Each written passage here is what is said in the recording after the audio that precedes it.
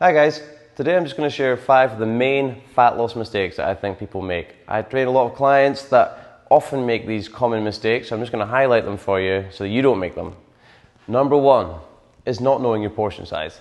This is really common. You can have people that do a lot of working out and then just don't lose weight, and it's just because they don't know how much food they're eating. So there's some things you can do. Download an app like MyFitnessPal, input your weight, age and hypothetical activity level, and it will give you a calorie target. Buy some scales, buy some measuring spoons, they'll make a big difference. If you know how much you're eating, you're going to stay inside the lines and you're going to eat the right amount. You cannot lose weight if you're not in a calorie deficit. Calories in versus calories out is just simply a true fact of life.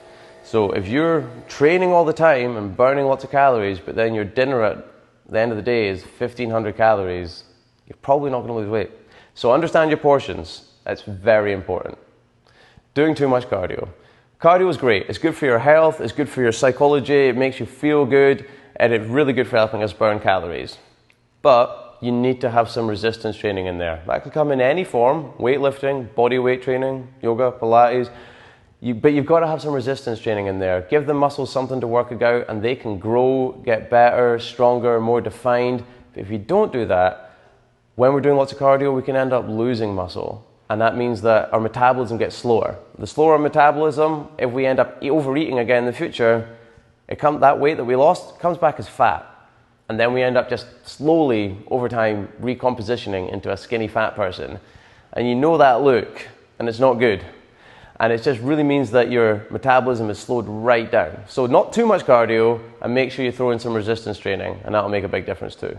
Not having a realistic plan. I know we always want to do this perfect, awesome plan that next week I'm going to become this totally different person where I train 5 days a week, I get up at 5 a.m, I do yoga in the evening, and I'm actually going to start learning Spanish. But that's just not realistic. You've got to take into account things that you don't want to give up, like spending time with friends, going out and having dinner. Maybe you've got a really, really busy work life. You've got to take those things into account. If you want to start training a lot, make it fit into your existing life.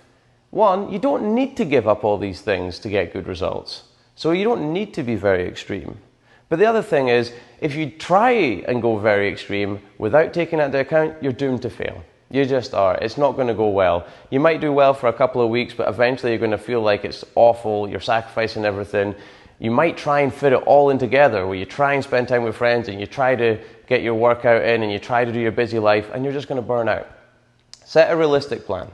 Think about how much you can actually make it to the gym. If you can only make it to the gym 3 times a week, that's great. Honestly, 3 times a week is a good time to get some good results. Maybe just think about smaller workout plans. Don't have these massive 2-hour-long workouts thought up, and don't have an extreme diet plan. Yeah? Make it realistic, and you're going to feel better, and it's going to be much better for long-term sustainability.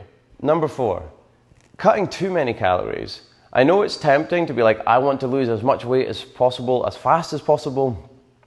But the reality is, if you cut too many calories and don't eat enough, you're going to crash. If I was going to drive from here in BC down to California, and I decided that I wanted to get there super, super fast, and I didn't want to stop off at any petrol stations on the way, I'm going to break down. And if I do get there, by some miracle, the car's fucked. It really is, and it's going to have to get a tow back. But if I decide to drive down there slowly, steadily, stop to refuel, I'm going to get down there no problem, and I can drive back. So if you cut too many calories and don't refuel and you just push yourself, you are going to burn out. And when you burn out, you will probably end up gorging on lots of food because your body's going to be screaming for it. So don't cut too many calories. Simple deficit of 500 calories is great for most people. If you are really overweight, you can maybe go for a 1,000 calorie deficit. But that's only if you're really overweight, and you'll know if you are. Yeah? But even then, a small calorie deficit that's easy to maintain is much better. So you might be thinking weightlifting is good, and it is. But how to do the right type of weightlifting is really important. When people are trying to cut, they normally think, I'm going to lean out, I'm going to do really high reps with a light weight. Wrong. We want to maintain that muscle mass, so you want to lift heavy. If you start lifting lighter, your body probably will think that the muscle isn't as necessary. We want to lift with a lot of intensity for low reps. And that's actually going to help you maintain more muscle mass. It might seem counterintuitive, but it really, really works. Do some low intensity cardio like a run, but lift heavy. Keep the weights as heavy as you can, safely, and that's going to help you maintain more muscle or even build muscle even though you're cutting. So that's a big one. Okay guys, so those are my 5 fat loss points that I think are really important. Making sure that you're in a calorie deficit, but not too much of a calorie deficit. Keeping the plan realistic, not doing too much cardio,